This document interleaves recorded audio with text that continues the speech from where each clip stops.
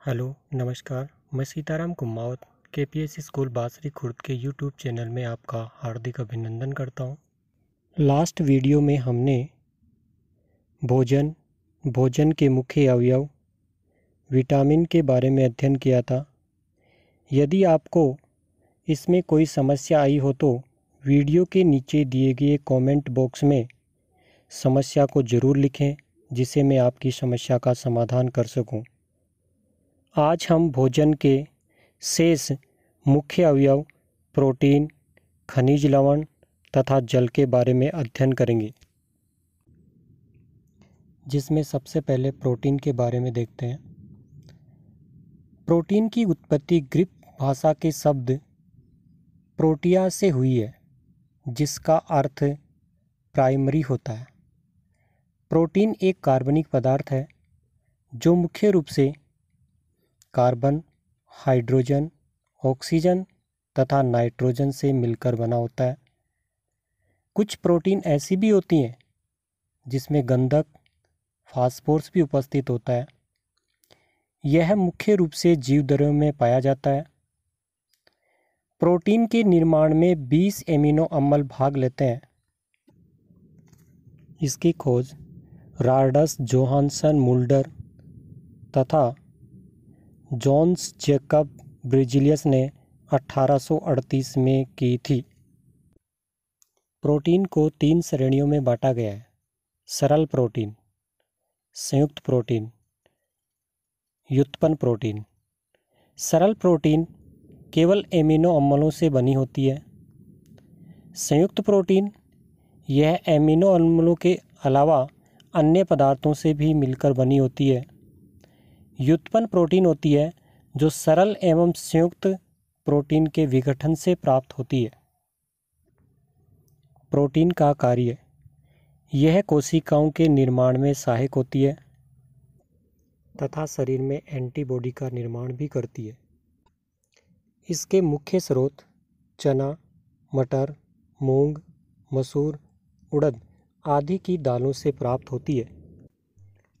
Protein की कमी से होने वाले रोग: शरीर को लंबे समय तक प्रोटीन नहीं मिलने के कारण वह रोग ग्रसित हो जाते हैं, जिनमें पहला रोग है क्वाशकिओरकोर तथा दूसरा है मेरेस्मस। क्वाशकिओरकोर यह केवल प्रोटीन की कमी से होने वाला रोग है। यह केवल बच्चों में होता है। इस रोग से ग्रसित बच्चों में कुछ लक्षण दिखाई देते हैं, जिनमें पहला है पेट फूल जाना। आपने भी देखा होगा कि जो छोटे बच्चे होते हैं काफ़ी दुबले पतले होते हैं, लेकिन उनका पेट फूला हुआ होता है, जैसा कि आप चित्र में देख रहे हैं। दूसरा है भूख कम लगना, स्वभाव का चिड़चिड़ापन होना, त्वचा का शुष्क होकर फटना। दूसरा रोग है मेरेस्मस। यह रोग बच्चों में प्रोटीन के साथ साथ पर्याप्त मात्रा में ऊर्जा नहीं मिलने के कारण होता है। इस रोग से ग्रसित व्यक्ति के आंखें क्रांतिहीन व अंदर धंस जाती हैं। भोजन के मुख्य अवयव का नेक्स्ट टॉपिक है खनिज लवण। स्वस्थ शरीर के लिए कुछ महत्वपूर्ण खनिज लवणों की आवश्यकता होती है, जिनमें मुख्य रूप से कैल्शियम, फास्फोरस, सोडियम, पोटेशियम, लोहा, आयोडीन आदि होते हैं। कैल्शियम व फास्फोरस इनका मुख्य स्रोत दूध, मांस, अंडे, हरी सब्जियां होती हैं। इनका मुख्य कार्य है दांत व हड्डियों को मजबूत बनाना। सोडियम व पोटेशियम इनका मुख्य स्रोत नमक, मछली, मांस, अंडे, दूध आदि। इनका मुख्य कार्य है मांसपेशियों का संकुचन करना, तंत्रिका आवेग संचरण में शरीर का संतुलन बनाना। लोहा इसका मुख्य स्रोत है हरी सब्जियां, अंडे, मांस, बाजरा, आदि। इनका मुख्य कार्य रक्त में हीमोग्लोबिन का निर्माण करना होता है। नेक्स्ट है आयोडीन। इसका मुख्य स्रोत नमक, हरे पत्तीदार सब्जियां, समुद्री भोजन आदि। इनका मुख्य कार्य थायरोक्सिन हार्मोन का निर्माण करना। भोजन के मुख्य अवयवों का नेक्स्ट टॉपिक है जल। जल है तो कल है, अर्थात जल ही जीवन है। आज कई देश जल की समस्या को लेकर जूझ रहे हैं। जल की समस्या से प्रत्येक व्यक्ति को जागरूक करने के लिए पूरे विश्व में प्रतिवर्ष 22 मार्च को विश्व जल दिवस मनाया जाता है। देखा जाए तो पृथ्वी का 71% भाग जल से घिरा हुआ है, जिसमें केवल 2.7% भाग ही केवल पीने योग्य पानी है। वीडियो को पुश करके आप नोट्स भी बना सकते हैं। मानव शरीर के भार का लगभग 60 से 70% भाग जल होता है।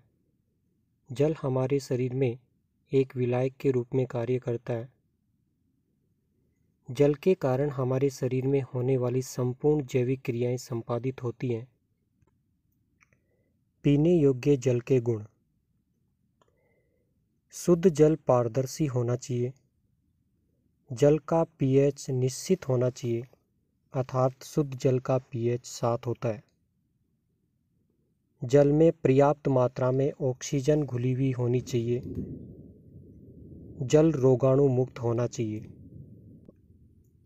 जल के लाभ। शरीर में निर्मित अपशिष्ट पदार्थों को पसीने व मूत्र के रूप में बाहर निकालता है। यह शरीर के तापमान को सामान्य रखता है। यह शरीर में रोग प्रतिरोधक क्षमता उत्पन्न करता है। यह शरीर में पथरी के निर्माण को रोकता है। यह शरीर में अनावश्यक चर्बी की वृद्धि को भी रोकता है। यह फेफड़ों के संक्रमण रोग जैसे अस्थमा आदि का निदान करता है।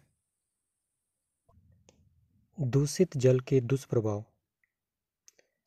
दूषित जल में जीवाणु, विषाणु, प्रोटोजोआ, कृमि आदि रोग कारक जल में उपस्थित होते हैं। यदि इस जल का उपयोग पीने में करते हैं तो हम रोग ग्रसित हो जाते हैं।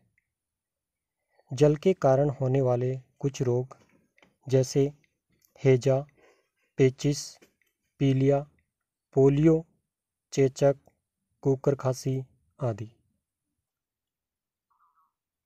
नारू रोग भी दूषित जल के कारण ही होता है। इसका रोगजनक ड्रेकनकुलस मेडिनेसिस है।